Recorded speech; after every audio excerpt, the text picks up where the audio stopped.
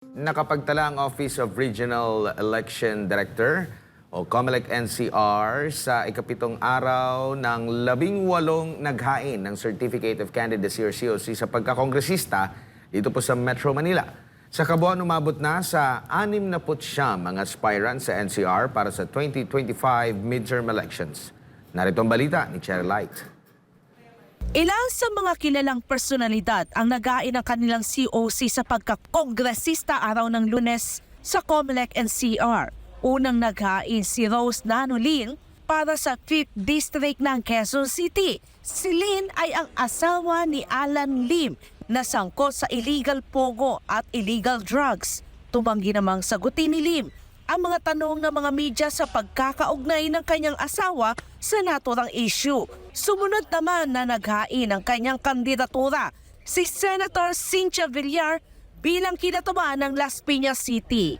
Kasama ng senadora ang kanyang pamilya kabilang na si dating Senador Manny Villar, Senator Mark at Camille. Ipagpapatuloy ng senadora ang kanyang advokasya na may kinalaman sa agrikultura, kalikasan at pagtulong sa kanyang mga nasasakupan sa livelihood projects, infrastruktura, pabahay at pangangalaga sa kapaligiran.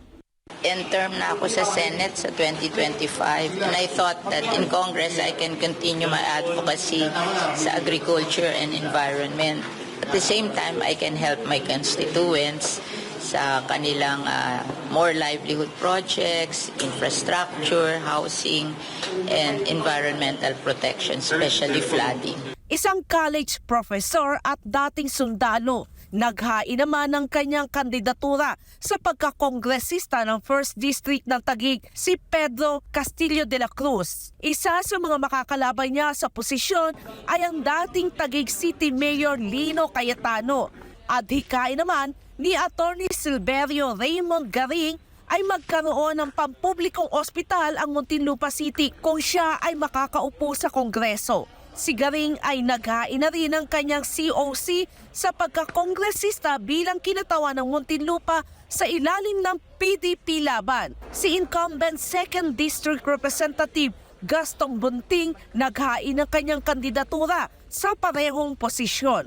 Makakalaban niya sa posisyon si Bicol Saro Party List Representative Brian Raymond Yamsuan.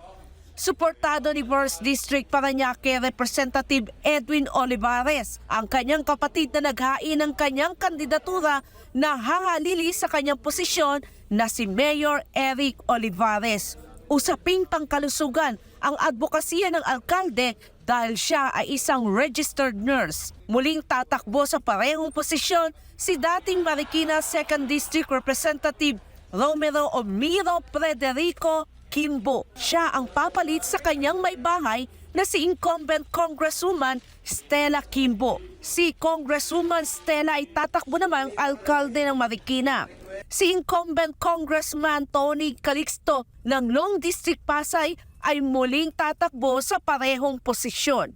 Naghain na rin siya ng COC sa Regional Elections Director NCR sa San Juan ngayong Oktubre 7, 2024. Sinuportahan ni dating Manila City Mayor Isko Morena Domagoso ang paghain ng COC ni dating Manila 5th District Representative Amado Bagaching. Muli itong tatakbo sa parehong posisyon habang sunod-sunod na rin ang naghain ng kanilang COC para sa Kongreso gaya nila Dan Carlo Buencamino Fabis ng 2nd District Marikina, Ricardo Samonte Cruz Jr. ng 1st District Taguig, George Daniel Sison Bacobo para sa 2nd District ng Taguig at ang panghuli ay si Mini Alfar Antonio para sa 1st District ng Makati. Samantala ito naman ang paalala ni Attorney Jovencio Balangkit, Assistant Regional Election Director ng COMELEC NCR para sa last day ng COC filing. So ang ating paalala for tomorrow, which is the last day, wala na pong next day yan, no? Kung maaari umaga sila mag-file or magpa-check ng kanilang COC para makita namin dito kung ano pa yung kailangan nilang gawin. Kasi baka kung babalik pa sila to correct the entries and information, baka hindi sila umabot. Pero hanggang alas 5 pa naman tayo. Para sa Diyos at sa Pilipinas kung mahal, Cherry Light, SMNI News.